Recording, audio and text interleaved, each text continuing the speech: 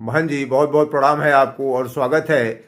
हम आपसे निवेदन करते हैं कि महाकुंभ का जो आयोजन हुआ है उस पर कुछ दो शब्द आप जो है अपने शुभचिंतकों के लिए, अपने शिष्यों के लिए जरा बताएं। सबसे पहले सभी सनातनियों को मेरा प्रणाम और मकर संक्रांति और महाकुंभ पर्व के लिए सभी को मेरा शुभकामनाएं। इस पर्व को सभी भारत के देशवासी और विदेश जितने हिंदू भाई लोग हैं सब अच्छे तरह से मनाएं इसको। कुंभ कुंभ का मतलब क्या होता है? कुंभ का शाब्दिक अर्थ होता है सुराही, कलश या बर्तन। अब कलश से मतलब समझ लीजिए कलश का मतलब क्या होता है। कुंभ मेला चार प्रकार के होते हैं।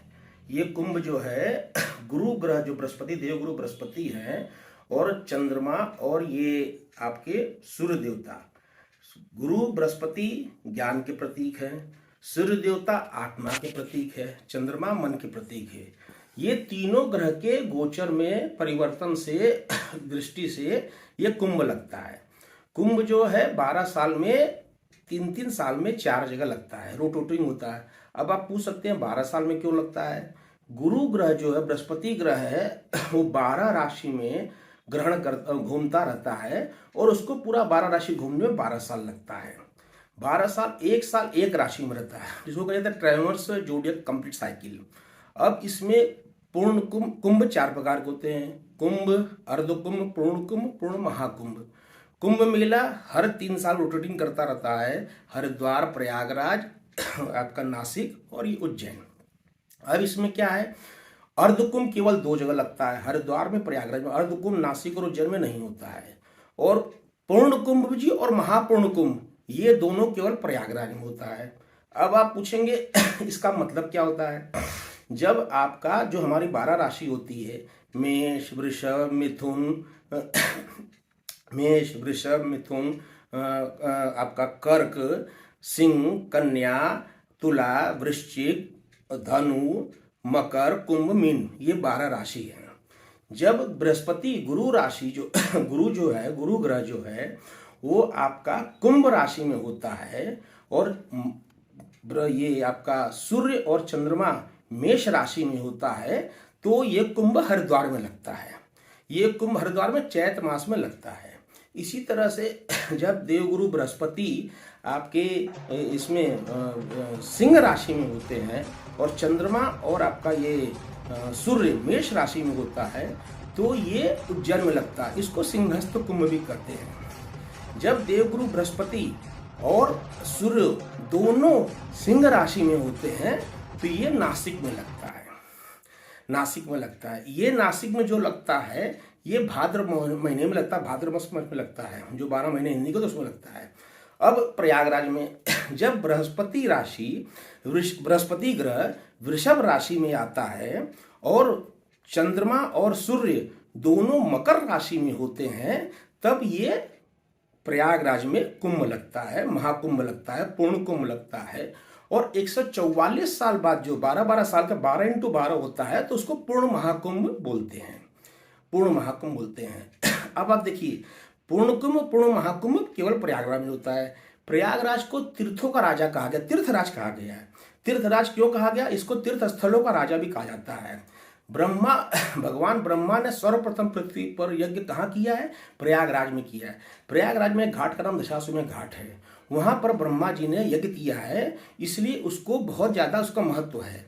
उसके अलावा पुराणों में भी लिखा है, गंगा जमुना सरस्वती में संगम स्नान करने से, मत्स्य पुराण में लिखा है 10,000 तीर्थ का जो फल मिलता है, 1000 तीर्थ का फल मिलता है, अकेले संगम में स्नान करने से वो फल मिलता है कल्पवास के महीने में। ये तो हो गया आपका ये प्रयागराज के पूर्ण कुंभ के बारे में। अब इसमें आता है आपका समुद्र मंथन से जो अमृत क्यों कैसे गिरा है। तो समुद्र मंथन तो अलग चैप्टर बताएंगे, बहुत लंबा टाइम लग जाएगा। समुद्र मंथन में 14 रत्न मिले। सबसे पहले विष मिला, विष शंकर जी पी लिए। उसके बाद आपको कामधेनु गाय, अस्त्र अश्वयोग घोड़ा, कौस्ते मणि है, रंभा, वाराणी देवी, लक्ष्मी माता, चंद्रमा है, परिजात वृक्ष, कल्प वृक्ष, भगवान धन्वंतरी है। और उसके बाद आखिरी में मिला पांचजन शंख और आखिरी में मिला अमृत कलश। सबसे लास्ट में कलश मिला। कलश मिलने के बाद देवता और असुरों में झगड़ा होने लगा और कलश लेकर के देवता पूरे पृथ्वी के चक्कर लगाने लगे उसमें सबसे पहले जो हमारा जो 1 साल होता है, देवताओं का 1 दिन होता है। इंद्र के पुत्र जयंत उसको लेकर के आगे आगे चलता, और सब देवता पीछे पीछे भाग रहे थे उनके साथ। और उसमें सबसे पहले जो अमृत गिरा है वो हरिद्वार में गिरा है, उसके बाद प्रयागराज में गिरा है, उसके बाद नासिक में गिरा है, और अंत में उज्जैन में गिरा है, जो अमृत की बूंदे गिरा है। अब इसको आप समुद्र मंथन से अमृत स्नान बोलते हैं। अमृत जो बूंदे गिरी हैं, तो उस भौगोलिक घटना में जो होता है कि उस अमृत जहाँ गिरा है संगम में, और ये काशी और ये गंगा संगम गोदावरी शिप्रा नदी में, तो उस रिवर वाटर में स्पिरिचुअल पोटेंसी बढ़ जाती है। आप पोटेंसी तो समझते हैं, कोई दवा लेते हैं, अगर कम पोटेंसी तो कोई मतलब नहीं है। तो उस स्नान के पीरियड में जब ग्रहों का भौगोलिक घटना होता है, उस पीरियड में उस वाटर में, रिवर वाटर में स्पिरिचुअल पोटेंसी इतना हाई रहता है कि वो अपने आप अमृत बन जाता है। इसलिए उस स्नान का बहुत बड़ा महत्व है। मित्रों, शाही स्नान, जिसको अभी अभी अखाड़ा परिषद ने अब उसका नाम बदल दिया, अमृत स्नान बोल दिया इस महाकुंभ से।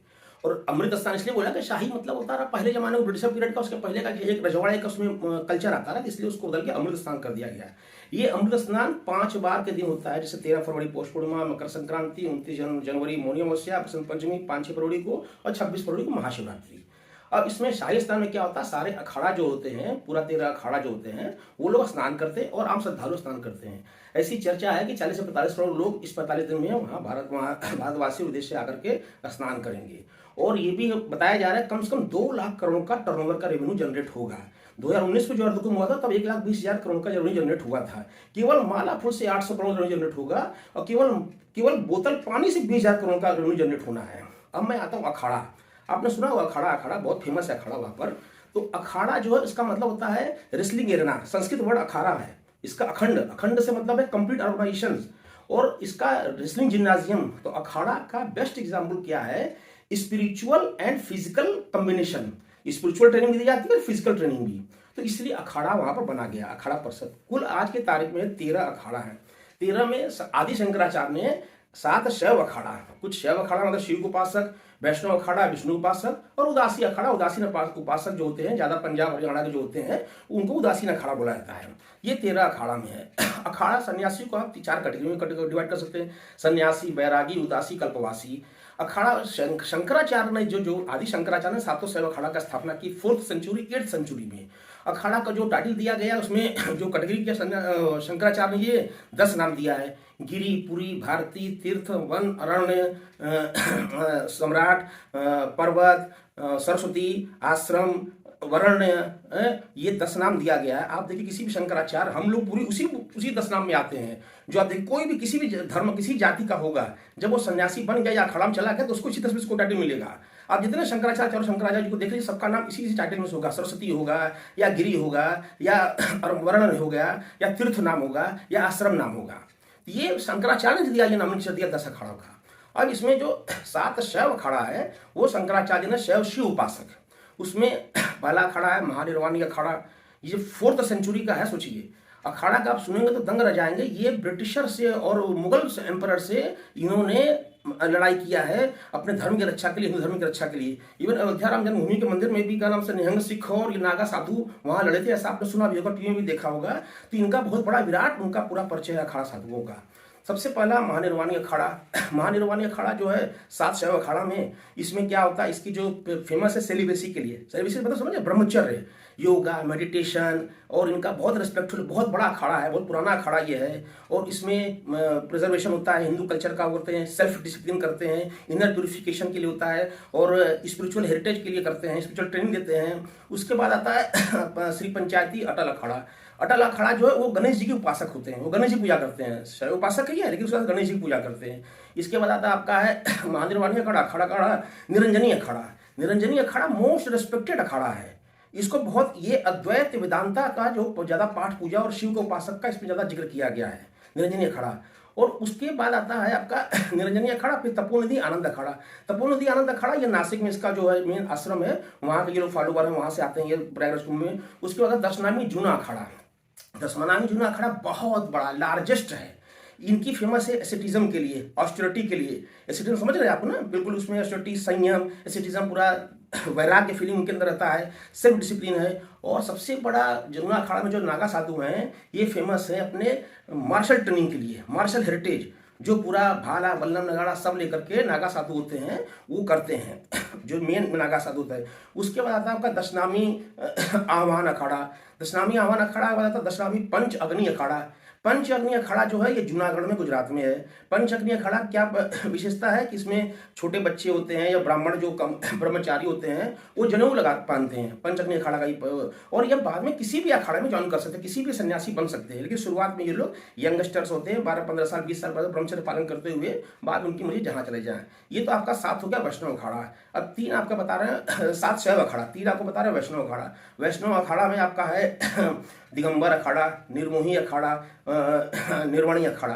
ये तीनों अखाड़ा, तीनों में अनी भी लिखा, दिगंबर अनी। अभी इसके जो राम भद्राचार्य आपके जो हैं वैष्णव उपासक, राम कृष्ण के जो भक्त हैं, तुलसी की माला जाप करते हैं, ये सब वैष्णव अखाड़ा में आते हैं। उसके बाद आता है उदासीन अखाड़ा। उदासी अखाड़ा में आपका है निर्मल अखाड़ा है, नया उदासीन, बड़ा उदासीन। निर्मल अखाड़ा में जो है 1856 का जो है पंजाब के जो कौन गुरु हैं उन्होंने स्टेब्लिश किया है। तो ये ज़्यादा उसमें उदासी संप्रदाय के लोग हैं निर्मल अखाड़ा, ये तीनों उदासीन अखाड़ा में।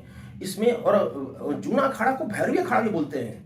जूना अखाड़ा जो दशम जूना अखाड़ा है जो हरिद्वार में है, और इस सब अखाड़ों में क्या होता है कि इनकी हिरार्ची है। सबसे ऊपर महामंडलेश्वर इसके हेड होते हैं, उसके नीचे मंडलेश्वर, उसके नीचे महंत, उसके नीचे संत, उसके नीचे आपके जैसे हेड प्रिस्ट जो ये होते हैं आपका कोतवाल में उनका है। तब उसमें कोतवाल पे भाई निरंजन अखाड़ा के कोतवाल बनारस के हैं, ये जूना अखाड़ा कोतवाल ये हरिद्वार के हैं। तो कोतवाल के बाद महंत, महंत के बाद मंडलेश्वर, मंडलेश्वर और महामंडलेश्वर, इस तरह से इनका प्रमोशन होता है या उनका सब किया जाता है। ये तो हो गया। इसके बाद एक और अखाड़ा हुआ किन्नर अखाड़ा। किन्नर अखाड़ा अभी 2015 में स्टेब्लिश हुआ है। लक्ष्मीनारायण त्रिपाठी ट्रांसजेंडर हैं, एक इंक्लूसिविटी देने के, समाज को इंक्लूसिविटी देने के लिए इस अखाड़ा का स्टेब्लिशमेंट हुआ है, या सारे महामंडलेश्वर ने अखाड़ा परिषद इसको मान्यता दिया है। बहुत अच्छी बात, समाज में ट्रांसजेंडर को भी समानता मिले, उनका भी सम्मान हो, इसलिए दिया गया है। इसमें सबसे बड़ी बात है नागा अखाड़ा, नागा साधु। नागा साधु क्या होता है, ये बहुत टफ होते हैं, ये मार्शल ट्रेनिंग, मार्शल हेरिटेज, और ये जो है ना फाइटर होते हैं, ये मिलिटेंट सिटीजन होते हैं, मतलब बिल्कुल बिल्कुल एकदम जबरदस्त पूरा अपने हिंदू धर्म के लिए पूरा रक्षा करते हैं। और आपको सबसे बड़ी ताजुब सुन के होगा कि जितने अखाड़ा सब नॉर्थ इंडिया से हैं, साउथ इंडिया से कोई अखाड़ा क्यों नहीं है? आपको शौकीन लग रहा है ये बात?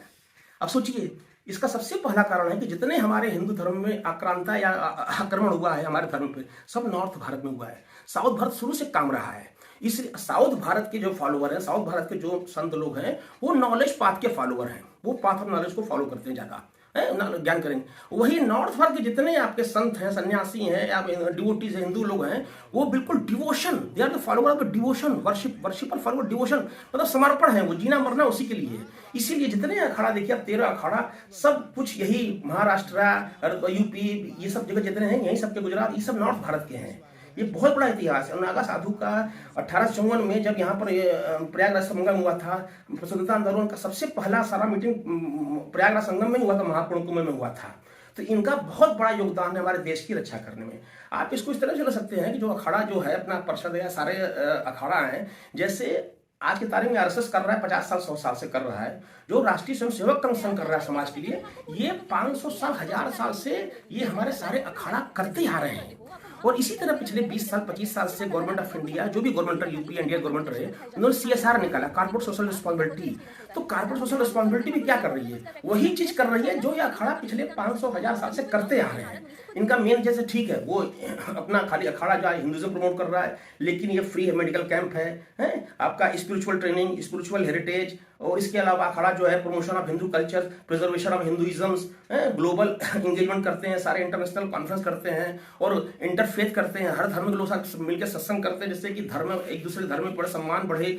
और इसके अलावा ये सोशल इशू को रेस करते हैं, पॉलिटिक्स में एक्टिवली इन्वॉल्व रहते हैं, इन्वायरमेंटल इकोनॉमिक सस्टेनेबिलिटी। एक अभी कोई सन्यासी इसमें आया था, कितने 1 लाख पेड़ लगवाए हैं, क्या उनका नाम अभी महाकुंभ में देख रहा था, न्यूज़ पढ़ रहा था। तो ऐसा नहीं खाली ये बस ये माला जाप करते हैं, ये समाज के लिए हर काम करते हैं। जैसे हमारी सेना में होता है, भर्ती होता है, या हमारे ISPC एग्जाम चल रहे हैं, इस तरह से नागा साधुओं का भर्ती होता है। तंगतोड़ा बोलते हैं उसको।